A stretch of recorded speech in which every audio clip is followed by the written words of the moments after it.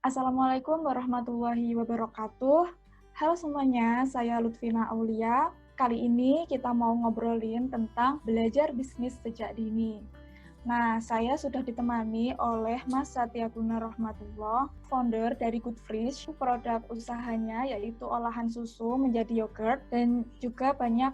Nah, selain itu, beliau juga menjadi salah satu penggerak dari gerakan kawalpanen.id, sebuah platform pembiayaan untuk membantu peternak untuk menjualkan produk mereka agar lebih bisa dinikmati oleh orang banyak. Gitu ya, Mas? Ya, betul.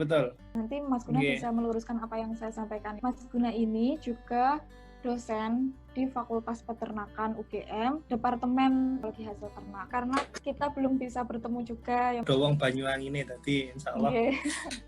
Ya, saya mengenal Mas Guna itu acara KPNBY, Keluarga Mahasiswa Banyuwangi yang di Jogja, yang mana Mas Guna sebagai salah satu penasihat organisasi. Nah, dulu itu waktu Danusan, ambil produknya itu ambil Goodfresh ya, dan alhamdulillah emang banyak banget yang suka Mas di Goodfresh ini. Bisa diceritain nggak awal mulanya bisnis Goodfresh ini kayak gimana? Kok bisa dapet ide Goodfresh? Sebelumnya, Assalamualaikum warahmatullahi wabarakatuh. Ini mohon maaf, kita masih di kantor, masih WFO begitu, Mbak Lutfina. Ini di depan saya ini ada dosen baru dan kemudian pembina program Hibah Bina Desa itu ya, yang kegiatan, salah satu kegiatan yang fokusnya ke pemberdayaan desa. Saya prolog dulu. Kebetulan kalau nanti teman-teman mahasiswa itu masih ada keinginan begitu ya untuk kemudian belajar menggerakkan desa. Nah, salah satunya kalau di UGM itu difasilitasi melalui PHBD ini. Dan tidak hanya di UGM, saya kira ini di fakultas yang di univ yang lain juga. Baik, sedikit informasi begitu. Dulu saya mengembangkan susu fermentasi yang memang salah dengan merek Goodfresh itu karena dulu pengen, ya ini angan-angan anak muda, masih idealis gitu ya. Dulu pengennya itu sekolah di Jerman begitu. Karena mengadopsi nama Goodfresh itu terdiri dari dua suku kata, yaitu good itu artinya baik dan fresh itu artinya segar. Nah, di sana kita mencoba untuk mengadopsi kata-kata itu, kemudian dijadikanlah brand gitu. Setelah kita cek brand itu nggak ada, kemudian kita kita buat brand itu untuk susu fermentasi ini. Nah, orang kalau susu fermentasi mesti akan cenderung perlu edukasi produk lanjut, tapi kita sekarang lebih menyebutnya adalah yogurt probiotik. Mungkin kalau teman-teman sudah rasakan gitu ya di event-event yang mungkin teman-teman ikuti, itu biasanya tim kami itu menjual produk itu dalam kemasan yang besar atau dalam dibawa pulang atau ready to drink. Nah, kenapa ini kita jalankan? Salah satunya adalah untuk merespon dari kebutuhan pasar akan olahan susu. Karena seiring dengan peningkatan kesadaran akan gizi, jadi kita mencoba untuk merespon itu dengan value, yaitu susu fermentasi, yogurt probiotik. Kemudian dari situ kita develop untuk sosial juga, yaitu kita memberdayakan peternak, kemudian susunya dengan kualitas baik tanpa ada campuran apapun kita ambil untuk kita kembangkan menjadi produk Goodfresh. Goodfresh itu awal mula riset itu 2000, riset pasar ya maksudnya 2014 akhir, tapi launching ke pasar itu sekitar 2016 awal, bulan April kalau nggak salah. Nah, di sana kita mencoba untuk mengenalkan itu. Alhamdulillah tahun 2017 kita dapat sertifikat halal. Kemudian 2018 kita dapat funding begitu untuk mengembangkan, dan alhamdulillah tahun 2019 itu kita sudah dapat BPOM. Nah, ini spirit ini yang kemudian kita turut kita terus improve begitu supaya mengedepankan bagaimana orang gaya hidup sehat dengan minum susu gitu. Jadi untuk teman-teman yang diet, kemudian teman-teman yang pecinta salad, itu salah satunya adalah bisa menggunakan Good Freeze ini. Nah, kalau testimoni-testimoninya ya ada, oh ini yang the real yogurt dan sebagainya, itu banyak informasi yang kita dapatkan. Tapi memang sekali lagi kita terus improvement begitu, termasuk membuat varian dari yogurt probiotik menjadi frozen, kemudian es krim gelato yang dari bahan bakunya adalah yogurt probiotik. Nah, tentu itu juga kita bagaimana, apalagi di era pandemi ini ya, kalau kita tahu yogurt probiotik itu hanya 1 bulan di suhu refrigerator. Nah, kalau itu dengan kondisi pandemi seperti ini dan pasar rata-rata menginginkan yang lebih lama, maka kita kembangkan yang frozen. Saya kira itu Mbak Lutfina. Nama Good Freeze sendiri itu bahasa Jerman ya, Mas? Iya, serapan dari bahasa Jerman. Boleh nanya nggak, Mas, omsetnya sekarang itu berapa bulannya? Mungkin nggak omset, lebih ke produksi begitu. Kalau produksi kita sekitar 300 sampai 400 liter per bulan. Tapi alhamdulillah di era pandemi ini, dulu pernah gitu sebelum pandemi itu sekitar sampai di paling puncak adalah 1.700 atau 1.800 dalam 1 bulan ya. Tapi kalau normal itu sekitar ya boleh dibilang 300 sampai 400 lah, rentangnya kurang lebih seperti itu. Kalau liter ya, 300-400 liter per bulan. Nah, kalau dari harga ya sekitar kita jual itu di harga 30. Ada yang biasa, yang alami itu di harga 35.000 per liter, tapi ada yang Greek style juga, itu di harga 16 kali 3, 48.000. Jadi kita diversifik. Jadi itu yogurt padat yang memang digunakan untuk makan gitu ya, untuk makanan ringan. Kayak oat. Iya. Jadi untuk makan oat milk itu biasanya menggunakan yogurt.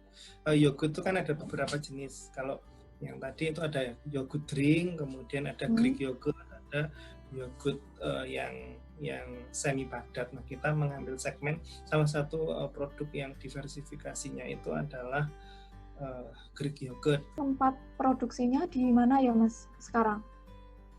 Tempat produksi kita di Jalan Palagan, Tentara Pelajar dekat Tarjondani.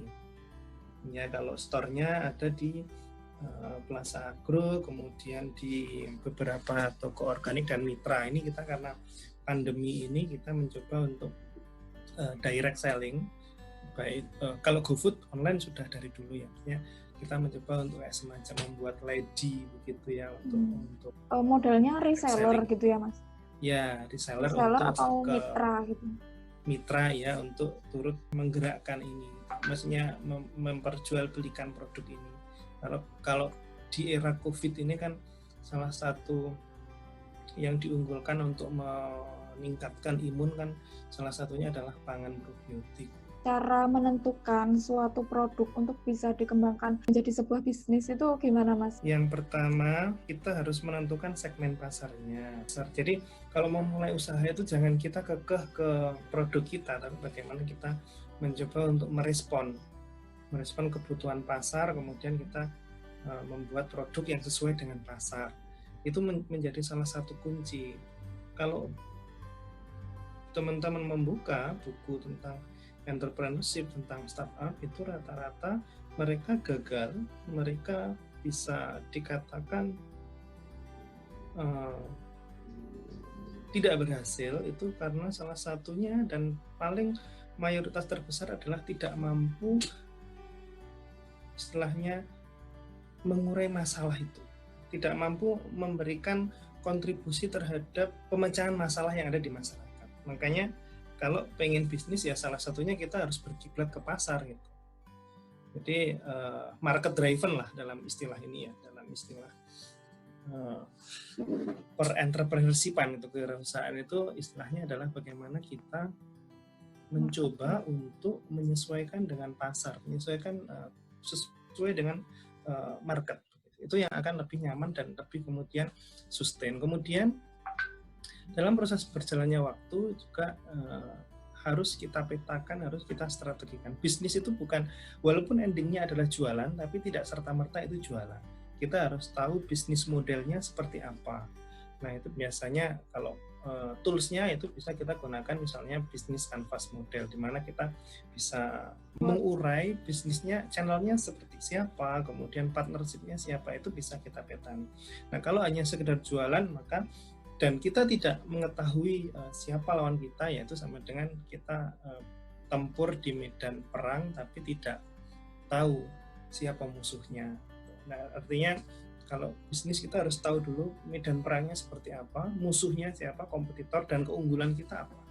Nah itu yang kemudian harus dicermati. Setiap mulai bisnis kan harus dianalisis dulu ya Mas, kira-kira pasarnya bakalan siapa, terus kompetitornya siapa, kayak gitu. Nah perlu untuk membuat suatu tim atau cukup dilakukan sendiri aja? Iya, yang salah satu paling penting juga adalah bagaimana kekuatan tim kita, karena di dalam uraian itu semakin kuat timnya, semakin solid timnya, semakin tim itu merasa memiliki bisnis itu, maka mereka akan berkontribusi, dan apabila didukung dengan passion tentunya ya, itu akan berkontribusi signifikan.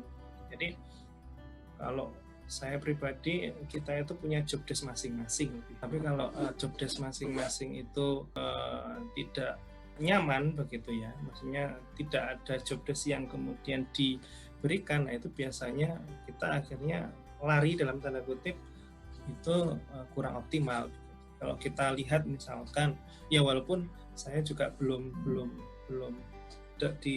dibilang good team belum ya, tapi idealnya adalah ketika suatu usaha itu akan menjadi the real business, the good business, maka salah satu alternatifnya adalah bagaimana tim itu dibangun dengan solid.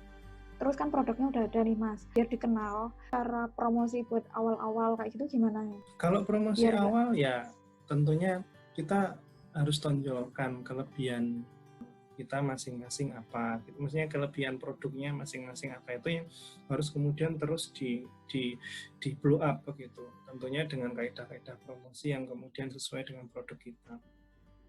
Kemudian skema-skema yang lain kalau misal memungkinkan itu juga bisa menggunakan promosi dengan endorsement dengan artis-artis atau dengan influencer ya, dengan influencer, kemudian dengan IT, dan sekarang sudah banyak sekali teman-teman itu yang membuat terobosan-terobosan terutama di sisi digital begitu, marketing digital itu mereka membuat terobosan bagaimana meningkatkan traffic di digital supaya itu bisa ditemukan oleh pelanggan terutama di digital, dan itu sangat dunianya anak-anak milenial sekarang untuk membuat bagaimana traffic di online digital itu masif, kemudian nanti sampai ke tahap closing atau tahap closing dari produk.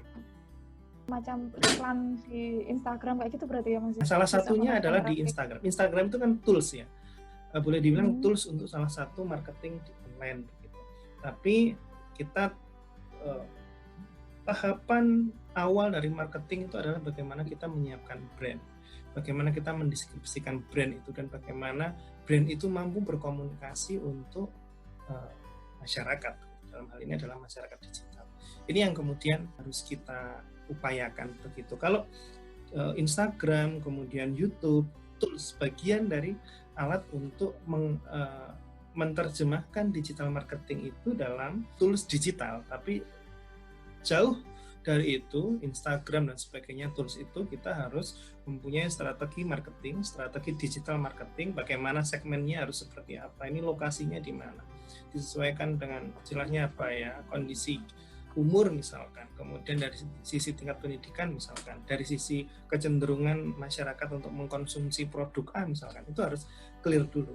Nah kemudian ketika sudah clear maka harus segera dieksekusi di tools marketing tadi, misalkan Instagram, kemudian Google Ads dan sebagainya, itu sebagai salah satu media kita untuk mengkampanyekan. Promo kayak itu kan berbayar ya Mas biasanya. Nah, buat teman-teman nih yang nggak ada modal. Kalau modal itu sekarang banyak, gitu. Tapi tergantung bagaimana teman-teman, apakah berani mengambil resiko. Saya kira kalau teman-teman sudah memiliki perhitungan yang matang, dari sisi bagaimana memiliki kekuatan produk dan kemudian bagaimana sudah mentarget pasar mana yang sesuai, maka itu akan menjadi daya tarik tersendiri, apalagi kalau sudah jalan. Banyak sekali modal-modal pembiayaan crowdfunding misalkan, apalagi sekarang di era Idul Kurban ya, kebutuhan hewan pada saat ini di puncak atau di peak season ya, begitu. Itu bisa aja ketika teman-teman sudah memiliki konsep yang matang, kemudian targetnya sudah, segmentasinya sudah oke, maka itu akan menjadi alternatif untuk kita menggait dana.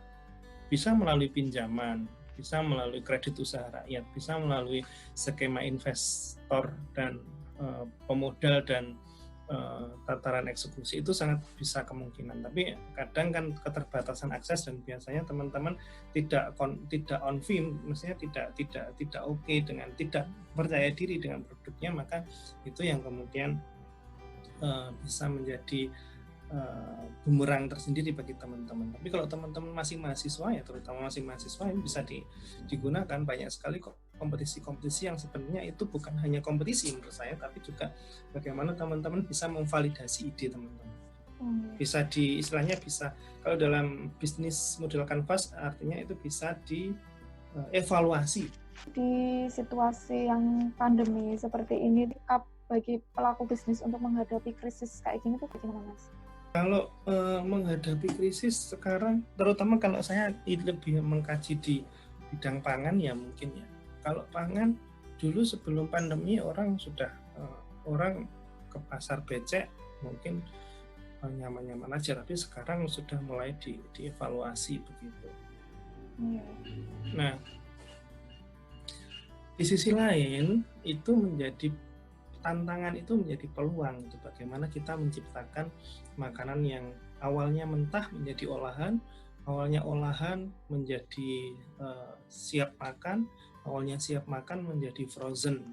Itu model-model itu yang kemudian harus shifting perilaku konsumen itu yang ke depan harus seperti ini. Bahkan suatu saat bukan tidak mungkin tracking dari produk itu harus kita ketahui, tracking produk pangan misalkan, atau enggak harus pangan, fashion misalkan, itu juga harus kita ketahui. Nah, jadi Mas Guna juga menjadi salah satu penggerak dari gerakan kawalpanen.id. Mungkin bisa dijelaskan sedikit tentang kawalpanen.id itu seperti apa? Ya, kalau kita kebetulan waktu pandemi itu ya, waktu pandemi 2 minggu awal itu kita mencoba untuk merasakan teman-teman kita di peternak begitu. Ya. Mencoba untuk merasakan teman-teman kita di peternak, sehingga terutama di peternak perah, untuk merespon bagaimana ini produk yang mereka hasilkan. Nah, kita mencoba melalui platform itu. Di sisi lain, peran dari teknologi processing itu berpengaruh untuk memperpanjang masa simpan dan menambah nilai gizi dan nutrien.